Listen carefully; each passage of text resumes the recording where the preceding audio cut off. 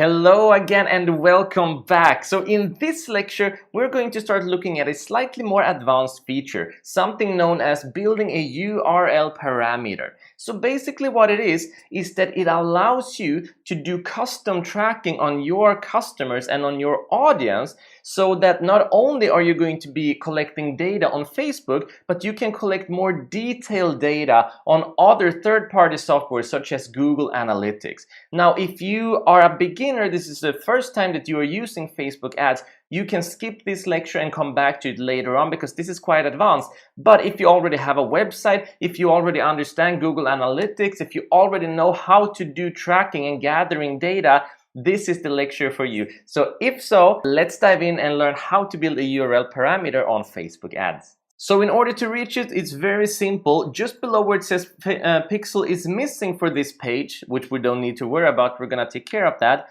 Down there below, there's something that says build a URL parameter. We are just gonna click on it. And you're going to get a bunch of information in here, and it looks scary, but it is not. It's actually quite simple, especially if you've done this before. So basically what we're doing is that we are looking to add in our own variables to understand, first of all, what we are tracking and how to recognize what we are tracking so that we can get more detailed information about the data that is coming in. So right now we're gathering a ton of data on Facebook ads, right? Facebook Analytics, but if we want even more detailed data on, for example, Google Analytics, because if you have a website, you're tracking organic traffic, you're tracking Facebook referrals, but you might want to learn how to differ between people who come from Facebook through an organic post and people who come from Facebook through your ads, right? And in order to do that, we need to build our own custom URL parameters. So that's what we're going to do.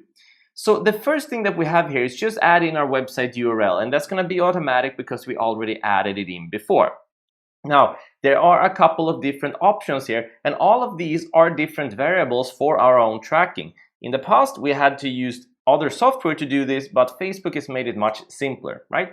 So the first thing we have is the campaign source. It's basically asking where is the information coming from, and we want to be really big on this one, and we're going to write Facebook ads, right? Because we are doing Facebook ads right now. So I'm just going to write Facebook underline ads. You always have to do an underline whenever you do any space, because this information is eventually going to be added in on this URL. It's just that by writing it in here instead, Facebook is going to do all of that tricky coding for you.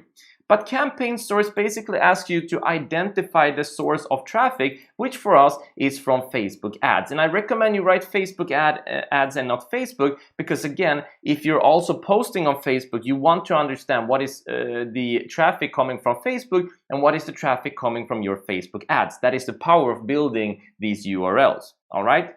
And next up is the campaign medium. Basically, what are you using to reach out to your audience?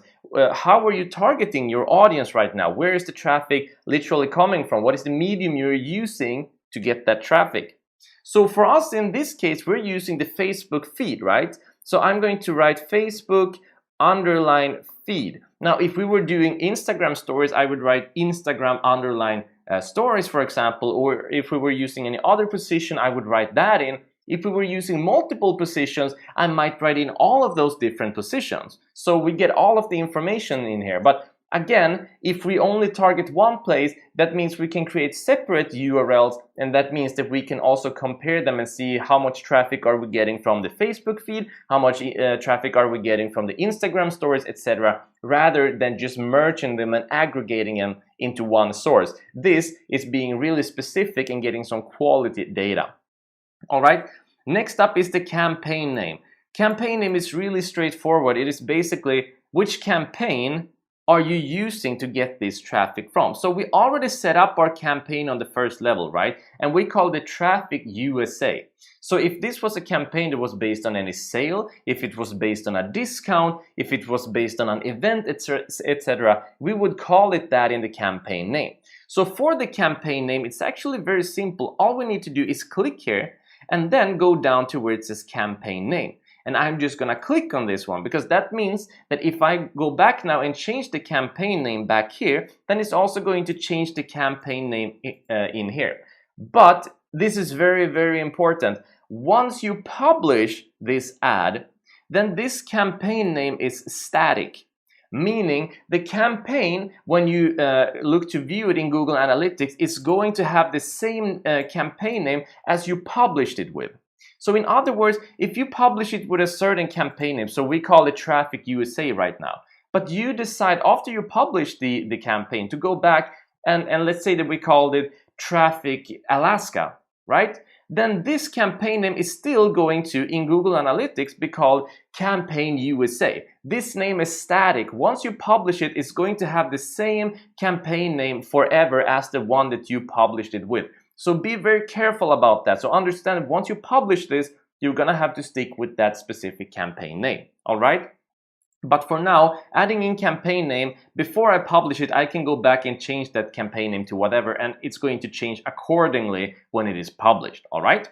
So campaign name is just that, it is the name of the campaign. Now the other option would be, for example, to add in the campaign ID. But the campaign ID gets really tricky when you have a lot of different campaigns. So you have to go back to Facebook ads, verify what is this ID, oh it matches this ID. It just makes life much harder. So just use campaign name and be aware that you have to stick with the same, all right?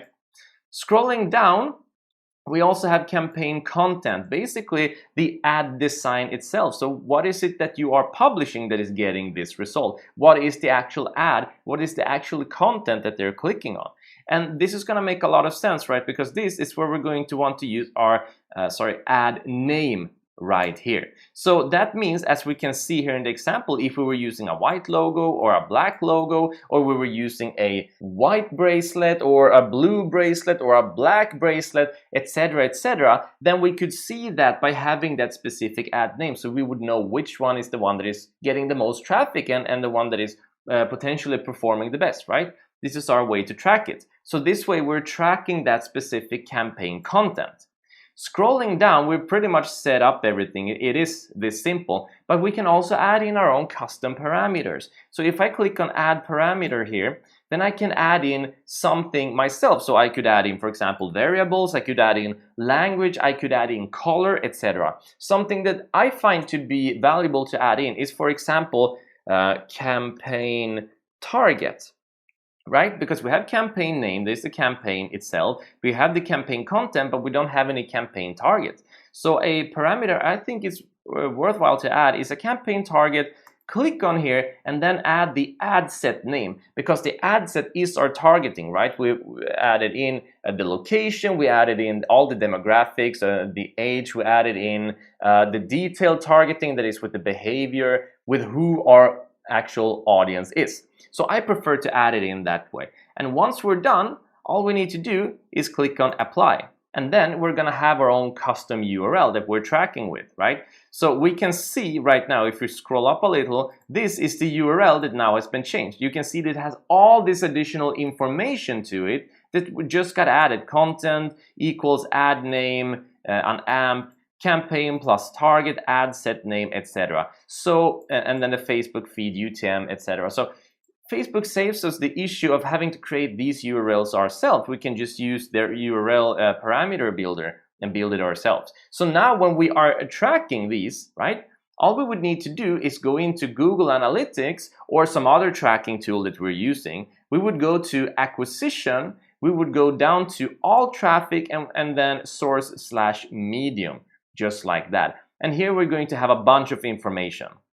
So what we could do is click on a secondary dimension, search for campaign, add in campaign right here, and then we're going to see that campaign name here so we can recognize it, and we have all of this information that we're currently tracking. Now we're not going to dive deep in Google Ads, we're not going to dive deep in how to read the statistics and how to find all of this information, because once again, this is a very advanced feature. I just want you to know how to build your own URLs and do your own tracking if you're doing this. But this is absolutely not mandatory. You're going to get more than enough useful information to be successful with Facebook ads from the Facebook Insights and Facebook Pixel itself, right? So without further ado, this is how you create and build your own URL parameter. you're probably not gonna need it, but now you understand how to do it. And if you've been doing it before, well, now it's easier than ever.